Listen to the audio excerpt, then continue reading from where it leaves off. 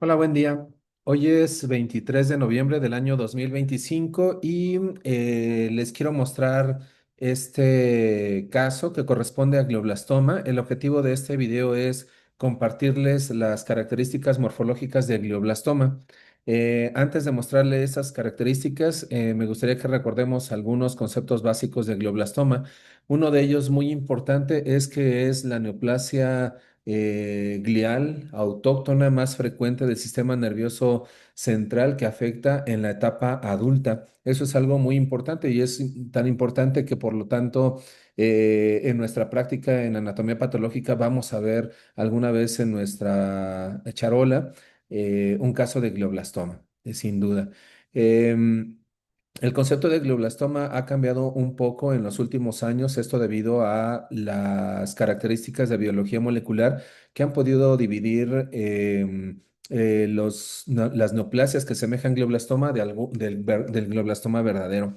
El ejemplo más claro es la división de los tumores astrocíticos con mutación del IDH y aquellos que no tienen mutación del IDH. En ese sentido, lo que antes se llamaba glioblastoma secundario, en la actualidad corresponde a el astrocitoma IDH mutado grado 4. Y esto hace referencia a aquellos tumores que se van transformando al paso del tiempo con morfología astrocítica. Antes los llamábamos astrocitomas difusos, después astrocitomas anaplásicos, después glioblastomas secundarios.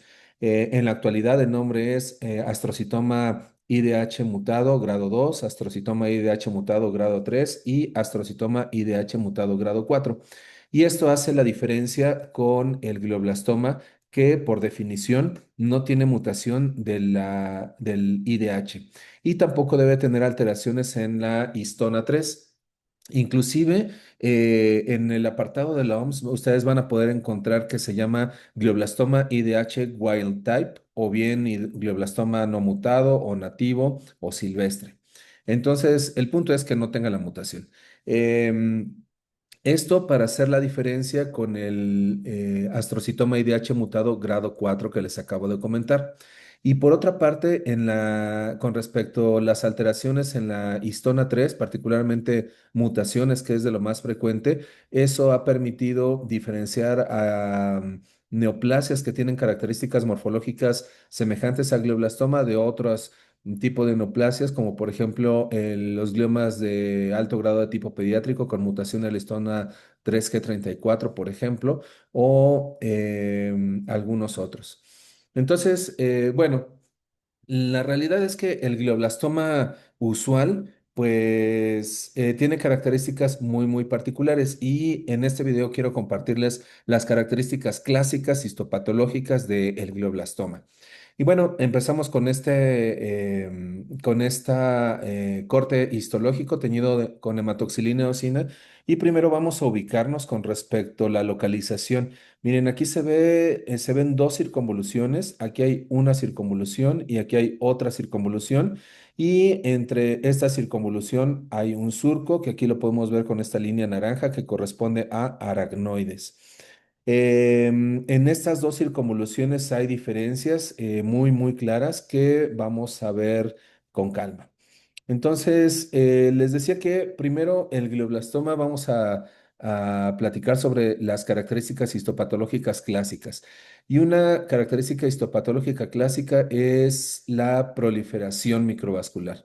Entonces, la proliferación microvascular, desde este aumento, lo podemos identificar aquí. Aquí podemos identificar parénquima residual em, en esta región. Aquí podemos observar el parénquima neoplásico y en esta región identificamos vasos en el contexto neoplásico. Toda esta franja que se ve aquí lineal corresponde a proliferación microvascular. Entonces, punto número uno, la proliferación microvascular es una característica histológica de alto grado en términos generales y en este caso es algo definitorio para el caso del glioblastoma. Pero miren, primero vamos a ver cómo se ven algunos de los vasos normales, usuales en el sistema nervioso. Para eso me acerco aquí a esta región cortical. Y miren, los vasos que normalmente vemos en el sistema nervioso, en los cortes histológicos, son estos pequeños capilares de 7,5 micras aproximadamente, es decir, que cabe pues un eritrocito en el interior de ellos. Y miren, aquí se ven muy bien estos capilares, estos en corte longitudinal y estos en corte transversal. Entonces, esta es la vasculatura usual de la corteza cerebral. Y miren, vamos a ver ahora cómo se ve la vasculatura en proliferación. Vamos hacia la neoplasia y aquí vemos claramente una transición. Miren, vean acá, aquí se ve justamente este campo. Aquí estoy señalando algunos vasos con morfología usual y aquí observamos este campo de proliferación microvascular. Si podemos observar, en esta región hay aumento de la densidad de los vasos. Entonces, estos son vasos en proliferación y algunos son confluentes, como en esta franja que veíamos hace un momento. ¿Se acuerdan? Miren, me voy a alejar aquí para que la identifiquen. Me acerco y vamos a ver ahora el siguiente punto. Uno es la proliferación microvascular y ahora la otra, el otro concepto de glioblastoma, que es la hiperplasia endotelial. Entonces, las células endoteliales, en histología básica, las células endoteliales son planas. Miren, son como estas. Miren, este vaso es un vaso normal. El núcleo, la célula está aplanada, se identifica el núcleo en este caso. Aquí vemos otro núcleo de otra célula endotelial. Y en los vasos neoplásicos, las células endoteliales primero se vuelven hipertróficas y después aumentan en número. Entonces, al aumentar el número, se proyectan hacia las luces, las ensanchan, las ocupan y forman estructuras luminales secundarias como estas que se observan aquí. Y las células neoplásicas, pues vean, en este caso, las células endoteliales son los núcleos son ovoideos, en este caso de cromatina abierta predominantemente. Y bueno, el punto es que estos vasos em, tienen esta proliferación endotelial y ese es el otro punto. Entonces, punto número uno, proliferación microvascular. Y el otro punto es proliferación hiperplasia endotelial. Entonces, miren, este es un campo de hiperplasia endotelial, es clásico. Sin embargo, no olvidemos que antes de que sean hiperplásicos, al inicio son hipertróficos las células endoteliales y posteriormente aquí ya se entrelazan, se anastomosan. Miren, este es un campo amplio de hiperplasia endotelial y vean las múltiples estructuras luminales secundarias que forman estas células endoteliales, lo cual es natural porque pues, son células endoteliales en proliferación y buscan su diferenciación usual, que es la formación de estructuras luminales. Y aquí hay otro detalle de alto grado también que no lo considera la OMS como un grado, como un criterio de alto grado. Sin embargo, es algo que usualmente acompaña al glioblastoma en esta proliferación microvascular. Teóricamente, las células endoteliales se están reproduciendo, se están dividiendo, pero de alguna manera no son células endoteliales maduras, son neoplásicas. Y las uniones intercelulares al parecer no son del todo adecuadas y eso permite que haya ruptura de esas células endoteliales, lesión endotelial, agregados de fibrina y formación de trombos. Aquí vemos esta estructura eosinófila, este material eosinófilo corresponde a fibrina y esta fibrina ocluye el vaso, es decir, forma trombos y este trombo ocluye la vasculatura y por lo tanto hay hipoxia y necrosis. Entonces aquí podemos ver otro ejemplo clásico de trombosis. Noten algunos detritus celulares en el interior. No nos sorprende identificar algunos neutrófilos porque, bueno, sabemos que la trombosis, necrosis en general produce también inflamación. Entonces, encontrarnos algunos neutrófilos no nos sorprende del todo. Vamos a ver si encontramos algún vaso. Glomeruloide, porque seguramente recordarán que los vasos, en el caso de la hiperplasia endotelial, pues pueden formar vasos con aspecto glomeruloide. Que, a ver, vamos a ver acá. No, esto es trombosis.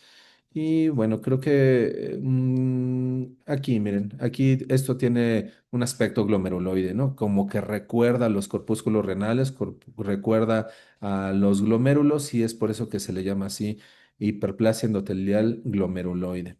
Ok, entonces esa es una característica del glioblastoma. Recapitulando, proliferación microvascular, hiperplasia endotelial y algunos vasos con aspecto glomeruloide. ¿Qué otra característica comentamos? Las trombosis. Perfecto. Ahora vayamos a otra característica de glioblastoma que pues seguramente ya la identificaron. Y la otra característica es necrosis. Necrosis. Yo solía decir antes de la clasificación 2016 que la necrosis era una constante en el glioblastoma y que no existía glioblastoma sin necrosis. Sin embargo, debido a los criterios moleculares en la actualidad, pues sabemos que existe un concepto que se llama glioblastoma con perfil molecular, que puede que no necesariamente haya necrosis y que sin embargo sea glioblastoma. Entonces, ese es un escenario que nos ha puesto en un gran reto a los patólogos. De eso platicaremos en algún otro video, porque es un tema aparte. Pero bueno, recapitulando a estos conceptos histopatológicos básicos, clásicos del glioblastoma, vamos al siguiente, y el siguiente es la necrosis. Entonces, la necrosis se puede presentar de dos formas. Una es esta, como la podemos observar, cuando las células neoplásicas mueren, pues pierden la afinidad tintorial de los núcleos a la hematoxilina. Y la traducción histopatológica es esta eosinofilia generalizada. Noten cómo en el caso de los glioblastomas, bueno, en este caso se logran identificar las siluetas de algunos vasos. Los núcleos de células neoplásicas quedan con un aspecto en sombra. Algunos autores los pueden llamar células en fantasma, tal vez. Pero bueno, el punto es que quedan las sombras de las células neoplásicas con eosinofilia generalizada. Identificamos también algo de componente inflamatorio escaso y detritus celulares. Bueno, esta es necrosis, esta es la necrosis usual, cartográfica, como citan algunos textos. Aquí tenemos una transición, vemos la transición entre parénquima celular neoplásico. Yo no dudo que esta región sea una región de hipoxia también. Y aquí vemos muy bien la zona de necrosis. Aquí se ve muy bien esta transición. Entonces, este es un tipo de necrosis cartográfica, por lo que quedan islas de células neoplásicas embebidas en toda esta necrosis. Esa es una manera en que el glioblastoma puede presentar la necrosis. Y otra, que es justamente la razón por la que les comparto este caso, es porque es un muy, muy buen caso de este otro tipo de necrosis. Miren, aquí desde esta panorámica vemos cómo hay unas estructuras en forma de bandas festoneadas basófilas con algunos cetros con eosinofilia. Y esto se conoce como necrosis empalizada. Entonces, las células neoplásicas se organizan en torno a un centro hipóxico y se agregan y forman algo que parece una palizada. En algunos textos los encontrarán como pseudopalizada o pseudoempalizada. Em, y este es el punto. Miren, vamos a acercarnos a alguno de estos centros.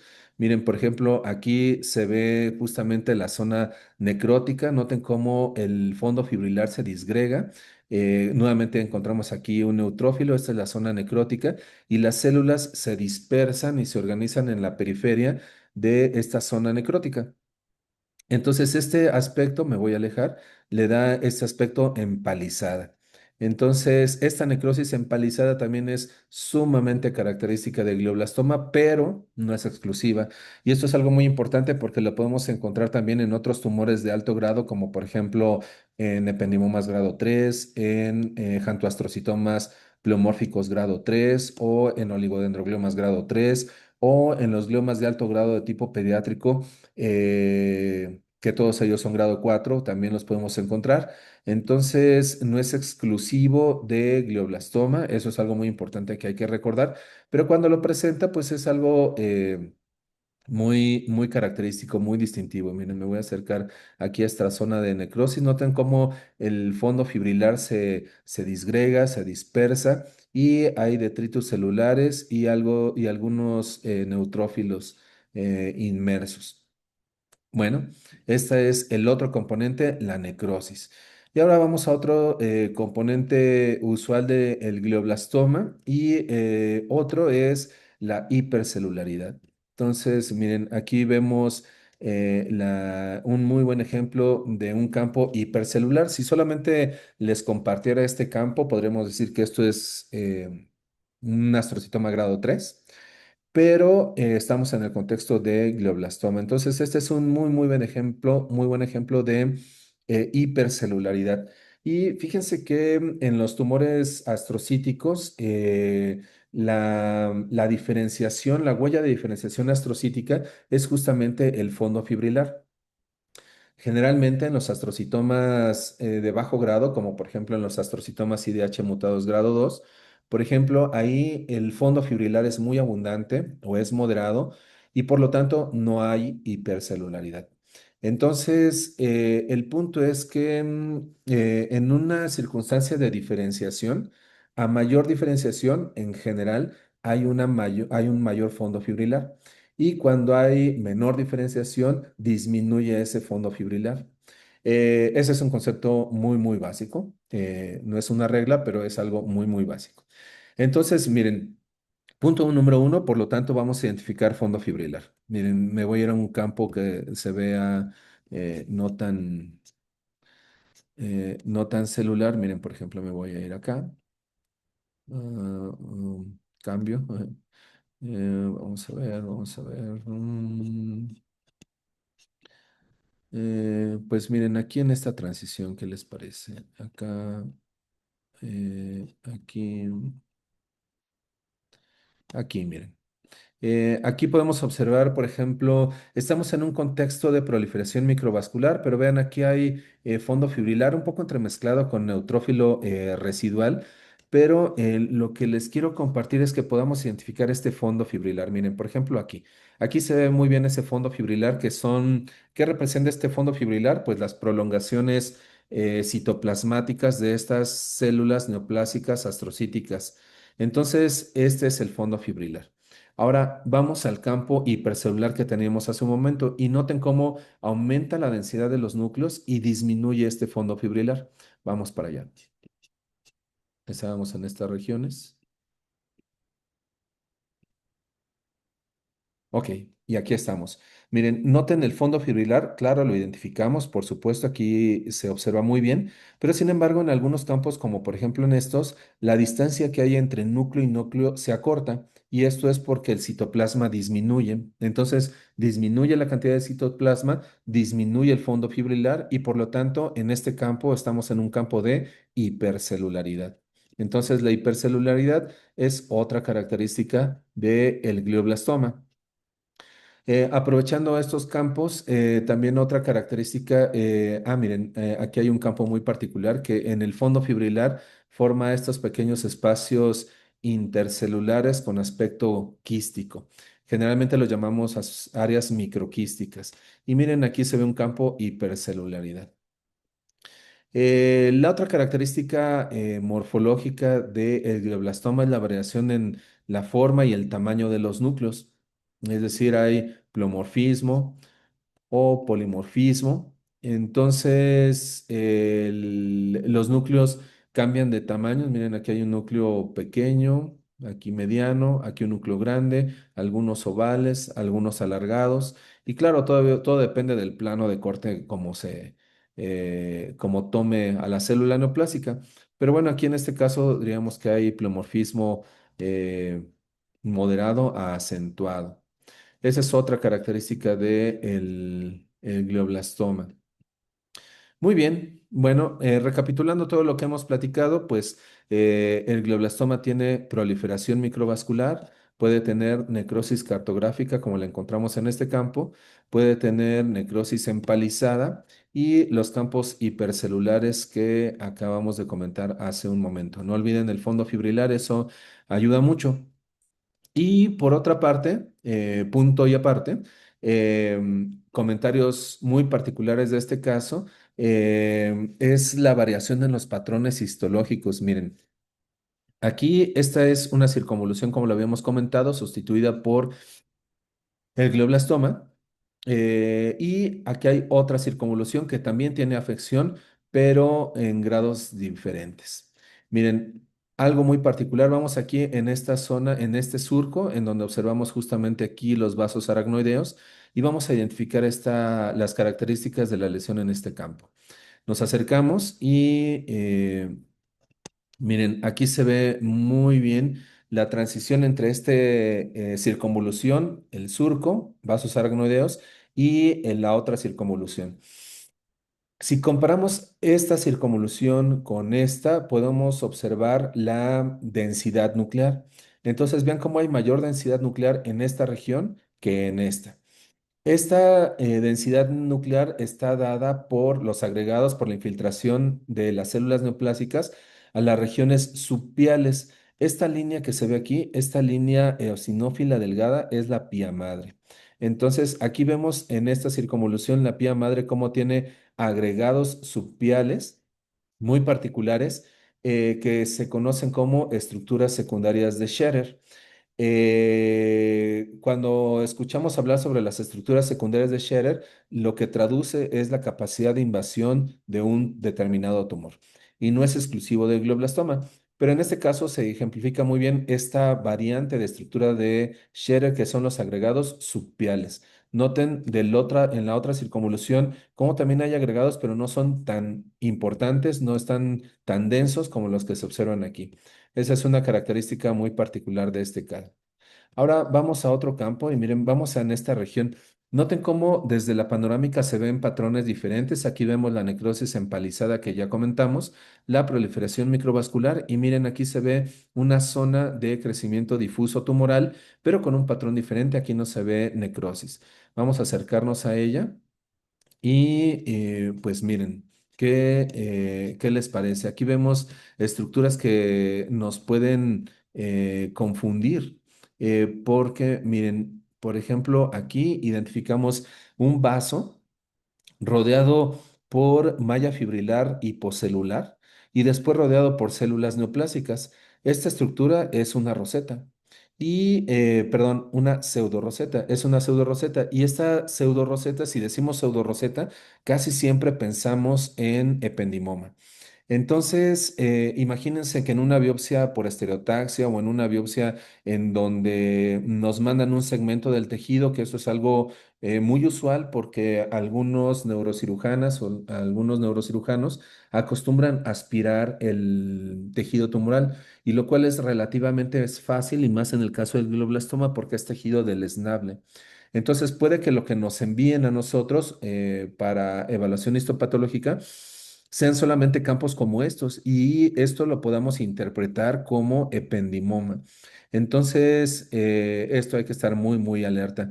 No olvidemos que el ependimoma, perdón, que el glioblastoma puede tener un aspecto morfológico variable. De hecho, el glioblastoma se llamaba glioblastoma multiforme, ¿no? Porque puede tener varias formas. Entonces, miren, aquí se ve un campo que nos recuerda ependimoma, pero debemos estar muy, muy alertas para no confundirlo. En este campo, noten nuevamente estas estructuras que es proliferación microvascular. Y miren, vamos a otros campos, como por ejemplo aquí.